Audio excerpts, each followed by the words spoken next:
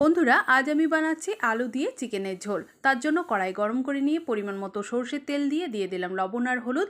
তারপর আলুগুলোকে আমি লাল লাল করে ভেজে তুলে নিলাম। ওই তেলের মধ্যে দিয়ে দিলাম চিকেনের টুকরোগুলো, চিকেনগুলোকেও আমি হালকা করে ভেজে তুলে নিলাম। তারপর ওই তেলের মধ্যেই আমি দিয়ে দেব লবঙ্গ, এলাচ, দারচিনি, দুটো তেজপাতা, শুকনো লঙ্কা আর গোটা জিরে। একটু নেড়ে চেড়ে দিয়ে দিলাম কুচিয়ে নেওয়া পেঁয়াজ। একটু লবণ দিয়ে পেঁয়াজগুলো আমি ভেজে নিলাম।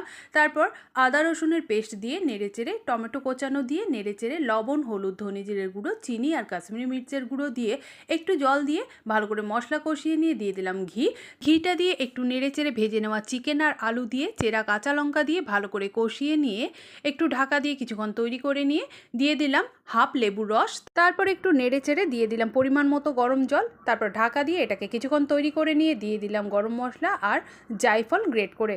এবার গ্যাসের ফ্লেম বন্ধ করে দিলেই রেডি। এই রেসিপি ভালোভাবে জানতে হলে আমার চ্যানেলে দেওয়া আছে, তোমরা দেখে